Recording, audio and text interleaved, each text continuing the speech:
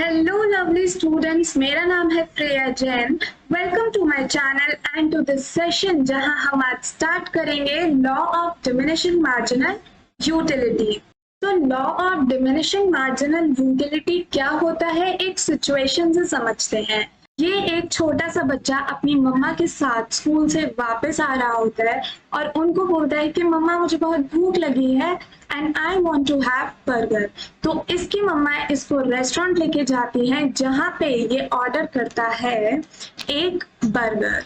अब आप खुद सोचो कि आपको इतनी ज्यादा भूख लगी है और आपको बर्गर खिलाया जाए तो आपको कितना ज्यादा सेटिस्फैक्शन मिलेगा।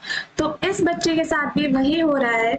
ये फर्स्ट बर्गर ऑर्डर करता है और उसको कंज्यूम करने से इसको मिलता है बहुत ज्यादा सेटिस्फैक्शन, लेट्स से 10 यूटेल्स। अब एक बर्गर से तो उसका पेट नहीं भरेगा, तो ये ऑर्डर करता है एक और बर्गर और इस सेकंड बर्गर को कंज्यूम करने से इसको मिलता है 5 यूटेल्स का सेटिस्फैक्शन। अब ऐसा क्यों हुआ कि पहले में 10 और सेकंड बर्गर से 5 का सेटिस्फैक्शन? क्योंकि इस टाइम पे इसको भूख तो लगी है लेकिन उतनी भूख नहीं लगी जितनी कि इसको पहली वाली सिचुएशन में लगी थी। तो इसीलिए जब ज्यादा भूख थी तो ज्यादा मजा आया और अब थोड़ी कम भूख है तो थोड़ा कम मजा आ रहा है। ठीक है, तो अभी भी इस बच्चे को लगता है कि यार मैं तो एक बर्गर अभी और खा सकता हूँ, तो ये थर्ड बर्गर ऑर्डर करता है। अब वही होगा कि अब इसको उतनी ज्यादा भूख नहीं है सेकंड सिचुएशन के कंपैरिजन में भी, तो इस बर्गर से मिलने वाली यूटिलिटी और भी ज्यादा कम हो जाएगी। Let's say 0 utils. अब इस 0 यूटिल्स का क्या मतलब है कि इस थर्ड बर्गर को कंज्यूम करने के बाद इसका पेट पूरी तरीके से भर चुका है। He is totally satisfied with his consumption level.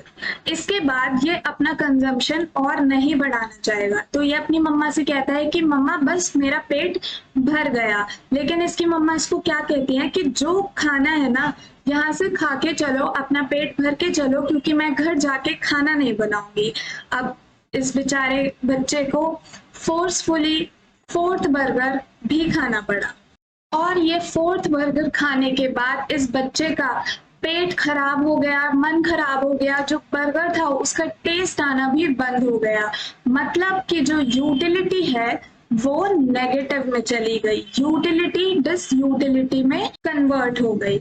इस पूरी सिचुएशन में हमने क्या समझा कि जब हम पहली यूनिट कंज्यूम करते हैं तब हमें बहुत ज्यादा मजा आता है, बहुत ज्यादा यूटिलिटी मिलती है, और जैसे जैसे हम अपना कंजम्पशन बढ़ाते हैं तो हमारी यूटिलिटी कम होने लगती है। तो ये सब ऐसा क्यों हो रहा है? Law of diminishing marginal utility की वजह से। Okay, so law of DMU states that as we consume more and more units of a commodity, मतलब कि जैसे जैसे हम कंज्यूम करते हैं एक और unit of a commodity, the utility derived from each successive unit goes on decreasing. उस हर एक एक्स्ट्रा यूनिट से मिलने वाली जो यूटिलिटी है इट गोज ऑन डिक्रीजिंग। तो अब हम इसी लॉ की ग्राफिकल रिप्रेजेंटेशन देखेंगे और ग्राफ बनाने के लिए हम सबको पता है कि हमें शेड्यूल चाहिए होता है। तो चलो सबसे पहले शेड्यूल बनाते हैं। यहाँ पे हम लेंगे बर्गर्स कंज्यूम्ड, यहाँ पे हम लेंगे मार्जिनल यूटिलिटी और यहाँ पे हम कैलकुलेट करेंगे total utility. Let's say first burger consume करने से हमें मिला 20 यूटिल्स का सेटिस्फैक्शन। सेकंड बर्गर कंज्यूम करने से क्या होगा? कम सेटिस्फैक्शन मिलेगा। तो यहाँ हमें मिला लेट्स से 16 यूटिल्स का सेटिस्फैक्शन। अब जैसे जैसे हम अपना कंजम्पशन इंक्रीज करेंगे हमारा जो मार्जिनल यूटिलिटी है वो कम होती रहेगी। जब हमने 5th यूनिट कंज्यूम करी हमारी MU हो गई 0, मतलब हम अपने मैक्सिमम सेटिस्फैक्शन पे पहुंच गए। अब हमारा पेट भर गया, अब हम और बर्गर्स नहीं खाना चाहते। तो अब पेट भरने के बाद भी अगर हम एक और बर्गर कंज्यूम कर लेंगे तो हमारी यूटिलिटी माइनस में चली जाएगी। तो ये नंबर्स तो आप कुछ भी ले सकते हैं पर ये डिक्रीज होने चाहिए, ठीक है।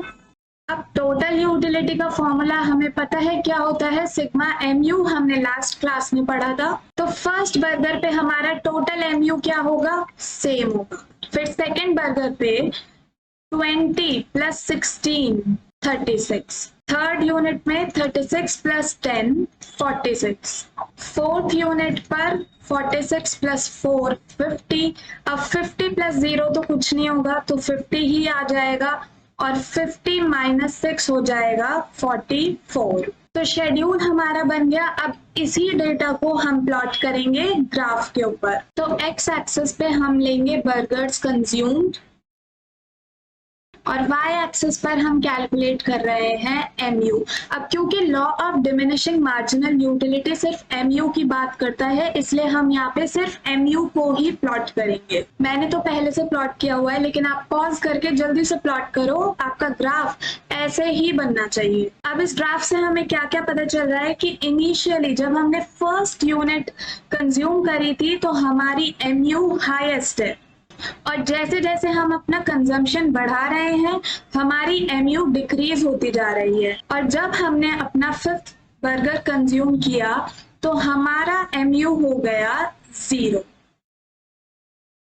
इस पॉइंट को हम क्या बोलते हैं, पॉइंट ऑफ सैटिस्फैक्शन। और अब अगर इस पॉइंट के बाद भी हम अपना कंजम्पशन कंटिन्यू रखते हैं तो हमारी mu नेगेटिव में चली जाएगी। तो आई होप कि आपको लॉ ऑफ DMU की डेफिनेशन, शेड्यूल और ग्राफ समझ आया होगा। अब एक बात ये कि ये लॉ तभी काम करेगा जब कुछ बातें, कुछ असम्पशंस हम लेके चलेंगे। Number 1, cardinal measurement of utility, मतलब जो हमारा सेटिस्फैक्शन है, हमारी जो यूटिलिटी है, उसको हम नंबर्स में मेजर कर सकते हैं। सेकेंड है कंजम्पशन ऑफ रीजनेबल क्वांटिटी, जो हमारा कॉमोडिटी है वो एक रीजनेबल क्वांटिटी में कंज्यूम होना चाहिए। जैसे कि अगर ये बर्गर इतने छोटे छोटे साइज के होते तो पता नहीं इस बच्चे को कितने सारे बर्गर्स खाने पड़ते तब इसका पेट भरता। वहीं अगर पहला ही बर्गर इतना बड़ा होता तो फर्स्ट बर्गर खाने से ही इस बच्चे का पेट भर जाता। दोनों ही कंडीशंस में हमें यूटिलिटी का डिफरेंस नहीं पता चलता, इसीलिए हम अज्यूम करके चलेंगे जो कंजम्पशन है वो एक रीजनेबल क्वांटिटी में हो रहा है। थर्ड अजम्पशन है कॉन्टिन्यूस कंजम्पशन, मतलब जो हमारा कंजम्पशन है वो एक ही टाइम पे लगातार होना चाहिए। क्यों? क्योंकि अगर ये एक बर्गर, ये बच्चा एक बर्गर एक सुबह, एक शाम, एक दोपहर, एक रात खाता तो इसको हर एक बर्गर में इक्वल या फिर ज्यादा सेटिस्फैक्शन मिल सकता था। फोर्थ अजम्पशन है नो चेंज इन क्वालिटी, अगर ये बच्चा फर्स्ट बर्गर तो ऐसे ही गंदा सा कोई सिंपल आलू पैटी बर्गर ऑर्डर कर लेता, और सेकंड बर्गर ऑर्डर करता महाराजा बर्गर जिसमें बहुत सारा चीज भी है, तो उस केस में सेकंड बर्गर में इसको ज्यादा यूटिलिटी मिलती। तो ऐसा नहीं होना चाहिए, सारे बर्गर्स की जो क्वालिटी है वो सेम है। फिफ्थ अजम्पशन है रैशनल कंज्यूमर। तो देखो, रैशनल कंज्यूमर मतलब ये बच्चा अपने सेटिस्फैक्शन को मेजर कर पा रहा है, उस सेटिस्फैक्शन को कंपेयर भी कर पा रहा है कि पहले ज्यादा मिला था अब कम मिल रहा है, और जब इसका पेट भर गया तो ये रुक भी रहा है। अब ये मत कहना मैम इसने तो फोर्थ बर्गर भी खाया था, फोर्थ बर्गर तो मम्मी ने जबरदस्ती खिलाया था, ठीक है, क्योंकि वो खाना नहीं बनाएंगे घर जाके। सिक्स्थ अजम्पशन है फिक्स्ड इनकम एंड प्राइसेस, हम अज्यूम करके चलेंगे कि जो हमारी कॉमोडिटी है उसका प्राइस भी फिक्स्ड है और जो कंज्यूमर है उसकी इनकम भी फिक्स्ड है। अब देखो, जो ये लॉ ऑफ DMU हमने पढ़ा है ये दिया था H गॉसेंस ने, इसीलिए हम इसको गॉसेंस फर्स्ट लॉ ऑफ कंजम्पशन भी बोलते हैं। एक और नाम है फंडामेंटल लॉ ऑफ सेटिस्फैक्शन या फिर फंडामेंटल साइकोलॉजिकल लॉ, किसी भी नाम से आ जाएगा, तो आपको बस नोट्स बना लेना। वैसे तो आप लोगों को नोट्स का लिंक डिस्क्रिप्शन में मिल जाएगा, लेकिन फिर भी अगर आप स्क्रीनशॉट लेना चाहते हैं तो ले लीजिए। ये हो गई लॉ ऑफ DMU की डेफिनेशन, ये अजम्पशंस। अब लॉ ऑफ DMU के और भी अजम्पशंस होते हैं, लेकिन हम सिर्फ 6 ही अजम्पशंस पढ़ेंगे क्योंकि एग्जाम में बस इतने ही लिख के आ जाओ काफी है।